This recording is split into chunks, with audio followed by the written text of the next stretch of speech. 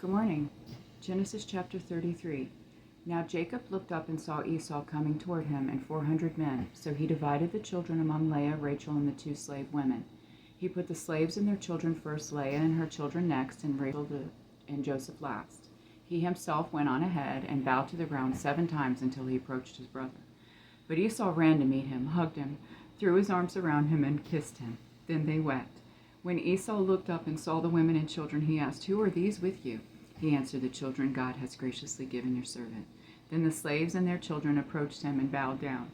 Leah and her children also approached and bowed down, and then Joseph and Rachel approached and bowed down.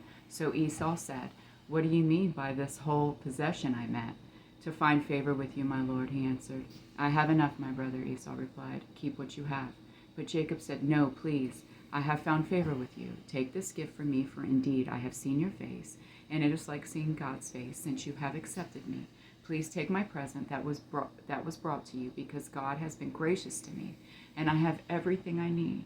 So Jacob urged him until he accepted. Then Esau said, "Let's move on, and I'll go ahead of you."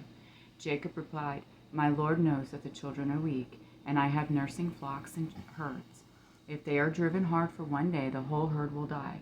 Let my Lord go ahead of his servant. I will continue on slowly, at a pace suited to the livestock and the children, until I come to my Lord at Seir."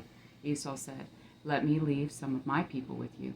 But he replied, "Why do that? Please indulge me, my Lord."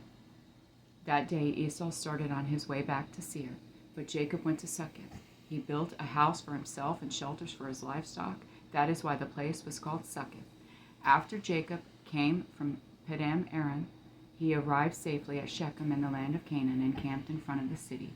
He purchased a section of the field where he had pitched his tent from the sons of Hamor, Shechem's father, for 100 pieces of silver, and he set up an altar there and called it God, the God of Israel.